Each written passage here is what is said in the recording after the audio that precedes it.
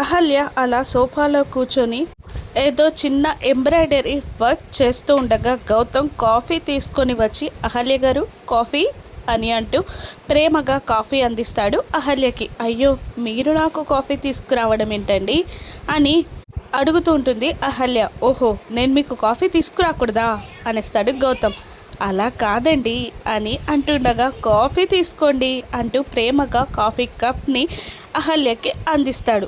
అహల్య కాఫీని సిప్ చేయబోతూ ఒక్క నిమిషం ఆగి, మీరు కాఫీ తాగారా అని అడుగుతుంది అహల్య గౌతమ్ని. లేదండి, మీకు తీసుకొచ్చాను అని అనేస్తాడు గౌతమ్. దాంతో ఓకేనండి, ఈ కాఫీని ఇద్దరం షేర్ చేసుకుందాం అంటూ కాఫీ కప్లోని కాస్త కాఫీని సాసర్లో పోసి ఆ సాసర్ని గౌతమ్కి అందిస్తుంది అహల్య. అలా ఒకే కాఫీని షేర్ చేసుకొని తాగుతూ ఉంటారు అహల్య గౌతమ్.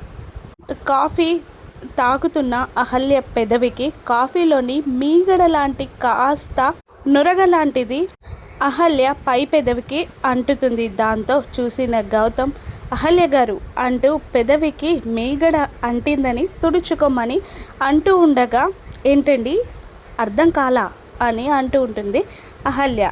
గౌతమే అహల్య దగ్గరికి వచ్చి అహల్య పెదవి పైనున్న మీగడని ప్రేమగా తుడుస్తూ ఉంటాడు. అలా గౌతమ్ తన పెదవులని టచ్ చేసేసరికి అహల్యకి ఏదో చెప్పలేని ఫీలింగ్ అలా గౌతమ్ని చూస్తూ ఉండిపోతుంది. వీళ్ళ దాంపత్య బంధం ప్రేమ బంధంగా మారి ఇద్దరు ఒక్కటవుతారా?